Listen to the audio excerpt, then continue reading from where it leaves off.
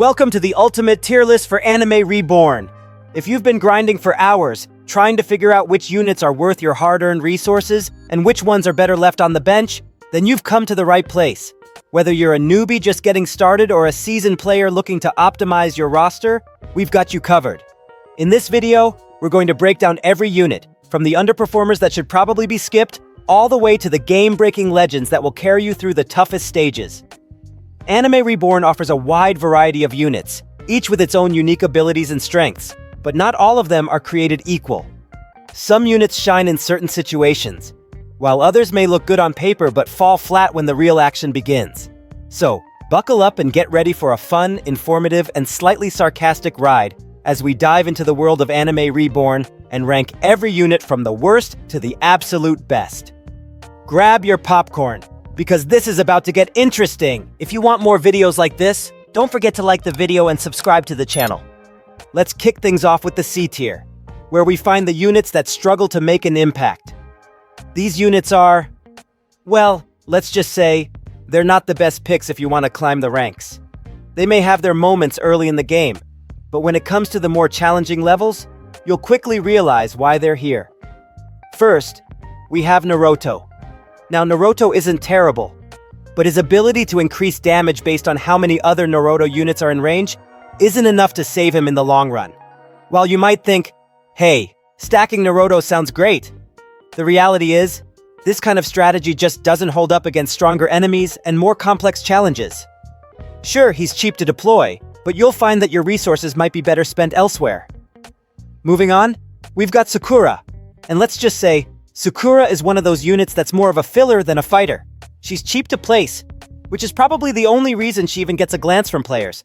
But other than that, she's easily outclassed by the competition.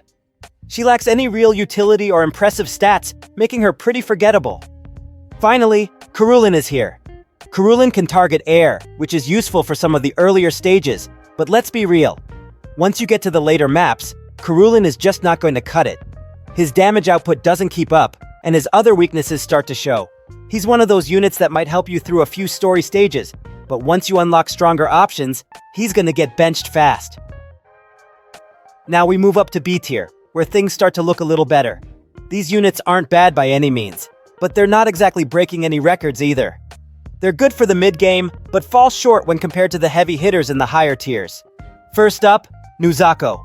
Nuzako is a solid ground unit that's cheap to place, and he's good for filling in gaps. But compared to other epic units, he just doesn't stand out. You won't regret using him, but you won't be rushing to put him on your team either. Next, we've got Sensei, a decent DPS epic with low SPA and good range. He's reliable and can hold his own in many situations, but he's lacking in any real special abilities or AoE, which keeps him from being a game changer.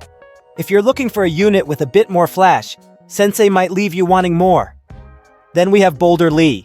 On paper, Boulder Lee looks pretty solid. His full AoE when fully upgraded makes him one of the best legendary units for infinite mode, but getting him to that point can be a hassle. In shorter modes, his upgrades can take too long, and it can be tough to get the most out of him in those early rounds. But if you can manage to upgrade him fully, Boulder Lee will definitely make your team much stronger in the long run. Alright, now we're talking. A tier is where we find the real performers, the units that are dependable, versatile, and can hold their own against the best. They might not be as flashy as the S and S Plus tiers, but they're still top tier in their own right. First up, Kuzar. Kuzar is an absolute beast when it comes to DPS and shield breaking. He's got an insanely low SPA and solid range, which makes him one of the best choices for both early and late game. If you're looking for a unit that can deal serious damage and break shields with ease, Kuzar is your guy. Next, we have Jonas, who is a hybrid DPS shield breaking unit with burn in his kit. He's solid and definitely holds his own in tougher battles, but compared to other legendaries, he doesn't have the same level of versatility. Still, if you don't have better options, Jonas can be a great addition to your roster. Then there's Gurdon, a Black Clover legendary who applies a poison DOT, damage over time, that lasts up to 25 seconds. His ability to poison enemies is great for long battles, but his DPS can feel a little lackluster compared to other A-tier units. Despite that, his poison effect makes him a solid choice for taking down high HP enemies or bosses over time. Welcome to S tier, the realm of the true game changers. These units are not just good, they're the ones that can turn the tide of battle in your favor. They have a combination of incredible abilities, DPS, and utility that make them standout picks for any situation. Pain is up first. As a support/DPS mythic, Pain brings utility with his ability to stun enemies every fourth attack. His full AoE makes him great for clearing waves, but his DPS could be higher. Still, his stuns are a game changer when dealing with tougher enemies or swarms of mobs. Then we have Super Gohu, who is a heal unit with impressive DPS. While his line attack and passive might not be the best, he still provides great value in certain situations, especially when you need a heal unit. He's not perfect, but he gets the job done. And let's not forget Itaha, who is an absolute powerhouse. With amazing DPS, great range, and the ability to apply burn, Itaha excels at taking down large groups of enemies and bosses. He's a hybrid unit that can handle multiple roles, making him a top pick for any team. Finally, we've arrived at S+ tier, the realm of the untouchables. These are the units that can make or break your entire strategy. If you have one of these units on your team, you're already ahead of the competition. Greybeard is a full AoE unit with an insane range and a hybrid attack type. His ability to stun when evolved makes him one of the most powerful and versatile units in the game. If you want a unit that can handle anything, Greybeard's the one to go for. King Remura comes in next. And while he doesn't have full AoE like some of the other top-tier units, his scaling passives and overall DPS make him a great pick for infinite mode. He may not be the flashiest, but his reliability and consistency make him one of the best units in the game. Last but certainly not least, we have COD. COD is a monster, plain and simple. His DPS is insane, his AoE range is the largest in the game, and his atomic ability essentially nukes enemies in a massive radius.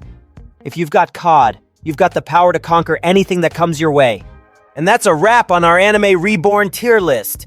From the underrated underdogs in the C tier to the absolute game changers in the S+ tier, we've covered all the bases today. Remember, while some units might not seem like the best at first glance, every hero has their moment. And with the right strategy, even the so-called bad units can shine. Whether you're playing casually or aiming for that high-level grind, it's all about finding the right balance between power, utility, and timing. So, get out there, experiment with different combinations, and let me know in the comments which units you think deserve a spot in the top tiers. Also, don't forget to subscribe if you want more tier lists, guides, and other fun content about Anime Reborn. Until next time, keep grinding, keep upgrading, and most importantly, keep having fun. This is the world of Anime Reborn, and the battle is far from over. See you on the battlefield.